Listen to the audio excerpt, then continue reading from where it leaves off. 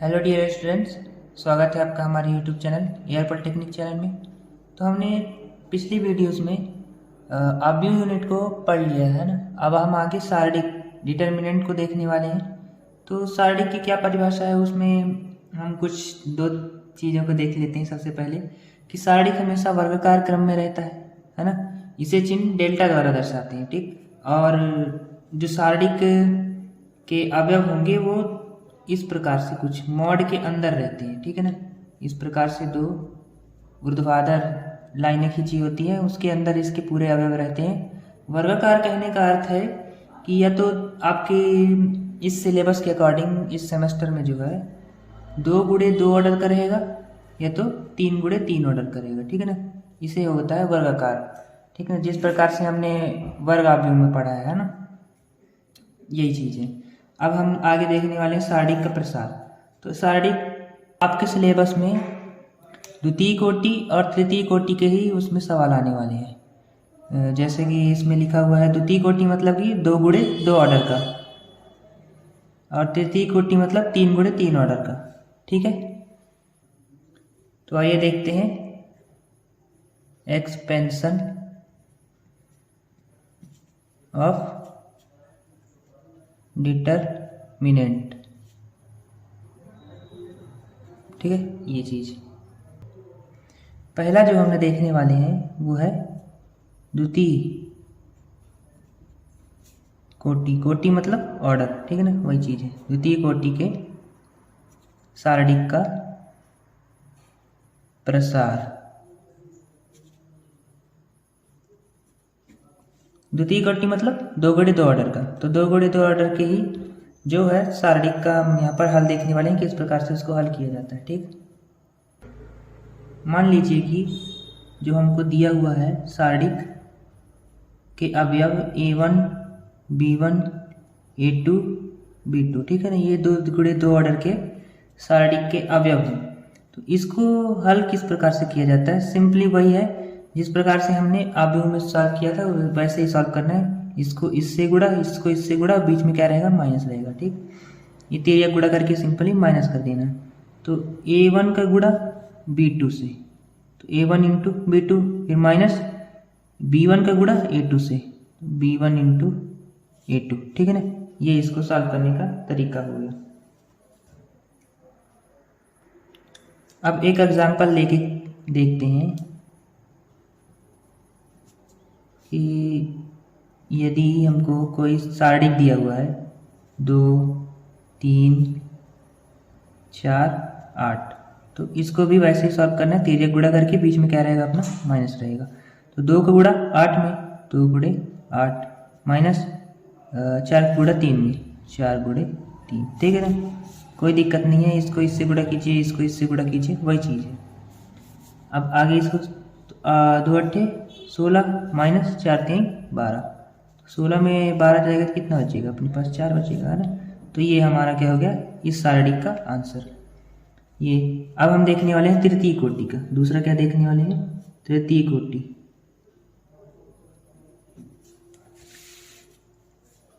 तृतीय कोटि के सारडिक का प्रसार।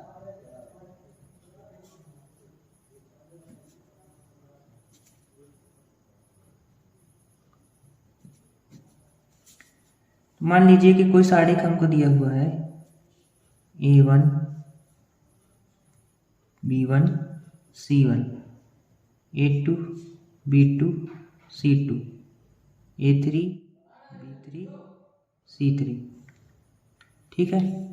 तो इसको सॉल्व करने का जो है तरीका अलग है। जैसा कि हम आव्यूह यूनिट में करते थे कि ये प्लस रहता है, ये माइनस, ये प्लस, फिर ये माइनस, ये प्लस, ये माइनस, ये प्लस, ये माइनस, ये प्लस, है ना, अल्टरनेट जो चलता है। तो पहले हम यदि इस जैसे कि ये अपना क्या है, ये R1 हो गया, ये R2 हो गया, ये R3 हो गया, ठीक है ना। मतलब रो 1 रो 2 रो 3, ठीक है, पंक्ति। और ये अपना क्या हो गया, C1 C2 C3 column 1 column 2 column 3, ठीक है ना। ये तो जब हम यदि रो के अकॉर्डिंग किसी भी रो के अकॉर्डिंग सॉल्व करते हैं तो चाहे ये रो को ले लीजिए, चाहे ये रो को ले लीजिए, चाहे ये रो को ले लीजिए, या फिर इन कॉलम को, तीनों कॉलम में से किसी को, तो सिंपली यही है कि मैं इसमें जो समझाने का प्रयास करूँगा वो R1 के अकॉर्डिंग ही करूँगा। तो R1 में हमारा पहला क्या है, A1 है, तो A1 लिए हम, ठीक। अब एक नया सारणी बनेगा जो क्या होगा, B2 C2 B3 C3, है ना, B2 C2 B3 C3, यही था ना। इस प्रकार से सॉल्व करते थे। अब फिर क्या आता था अपना अल्टरनेट चलेगा, ये प्लस में था तो ये क्या आएगा माइनस में। अब क्या है हमारे पास यहाँ पर से B1, तो जब हम B1 लेंगे तो ये पूरा कटेगा, इसका कॉलम और इसका रो, तो क्या बचेगा A2, और ये क्या है C2, यहाँ पर भी A3 और यहाँ पर भी C3, ठीक। तो A2 C2 A3 C3 ये आया अपना, ठीक। अब फिर क्या आता है प्लस, अब क्या बचा C1, है ना, R1 के अकॉर्डिंग किया ना आपने, तो C1, अब इसका कॉलम और रो हट जाएगा तो क्या बचेगा A2 B2 A3 B3, है ना, A2 B2 A3 B3, ये ठीक। ये सारणी का चिन्ह क्या होता है मॉड, ये दो बड़ी डंडियाँ, ठीक है ना। इस प्रकार से कुछ ये हल होता है तृतीय कोटि के सारणी का प्रसार। अब हम इसको एग्जाम्पल लेके सॉल्व करके देखते हैं, ठीक। मान लीजिए कोई सारणी हमको दिया हुआ है 3x3 ऑर्डर का, 2 3 4 1 3 2 0 1 3, ठीक। ये कोई सारणी दिया हुआ है, तो सारणी जो है दर्शाने का वही चिन्ह है डेल्टा, डेल्टा दिया रहेगा ना आपके सवाल में, डेल्टा इक्वल टू ये, ठीक। तो बस इसको सॉल्व करना भाई। यदि आप R1 को लेकर काम कर रहे हो तो R1 लेंगे 2 3 और 4, इनका अल्टरनेट चिन्ह का परिवर्तन रहेगा, ठीक है ना। ये चीज़ होगी पहली, तो हमको बस बराबर लगाना है। पहला अब क्या अपना 2, जब हम R1 के अकॉर्डिंग कर रहे हैं, ठीक है ना, यहाँ पर लिखना ही पड़ेगा R1 के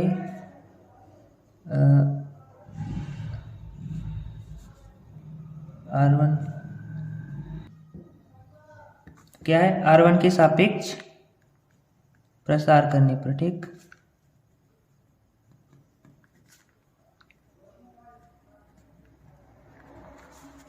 क्या लिए हमने 2, अब 2 लिए तो इसका रो और कॉलम हट गया, क्या बचेगा 3 2 1 3, ठीक। 3 2 1 3, ये एक नया सारणी बन गया। अब क्या आएगा माइनस आएगा, है ना, प्लस आया पहले तो एक बार माइनस आएगा, फिर 3, फिर एक नया सारणी बनेगा, इसका रो और कॉलम हट जाएगा तो क्या बचेगा 1 2 0 3 1 2 0 3, ठीक। ये अब फिर क्या आएगा प्लस, अब क्या बचेगा अपने पास 4 4, और एक नया सारणी बनेगा जो होगा रो और कॉलम हट जाएगा इसका 1 3 0 1 1 3 0 1। अब इसको सॉल्व कर दीजिए तिर्यक गुणा करके, ठीक, जैसे 2 गुणे 2 ऑर्डर के करते थे, ठीक है ना। 2, अब यहाँ पर कोष्टक लगाते हैं, अब इसका गुणा किससे करना है 3 से, 3 गुणे 3, तो 3 गुणे 3 करना है और माइनस आएगा, है ना, 2 गुणे 1 2 गुणे 1, फिर यहाँ पर ऑलरेडी माइनस है तो माइनस का 3, फिर कोष्टक 1 का गुणा 3 में माइनस 2 का गुणा 0 में, तो 2 गुणे 0, ठीक। फिर प्लस 4 और नया कोष्टक बना, और 1 का गुणा 1 में और माइनस 3 का गुणा 0 में, ठीक है ना, ये हो गया। अब आगे इसको सॉल्व कीजिए, और तो 2 और गुणा लगा दीजिए, 3 तिकाई 9 और माइनस 2 एकम 2, ठीक है ना, माइनस 3 3 एकम 3 माइनस 2 शून्यम 0 प्लस का 4 1 एकम 1 और 3 शून्यम 0, ठीक है ना। अब 9 में 2 जाएगा तो कितना बचेगा वही 7, तो 2 गुणे 7 माइनस 3 गुणे 3 होगा ना, 3 में 0 घटाओगे तो 3 ही आएगा, 3 गुणे 3 हो गया, फिर प्लस 4 गुणे 1 1 में 0 जाएगा तो क्या आएगा 1 ही ना आएगा, तो 2 सत्ते 14 माइनस 3 तिकाई 9 और प्लस 4 एकम 4। 14 में 4 जोड़ दो, कितना बचा 18। 18 में 9 घटाओगे तो कितना आएगा 9 ही आएगा। तो ये अपना हो गया आंसर। ठीक, तो इस प्रकार से कुछ 2 गुणे 2 और 3 गुणे 3 ऑर्डर के सारणी का प्रसार किया जाता है ना, उसको हल किया जाता है।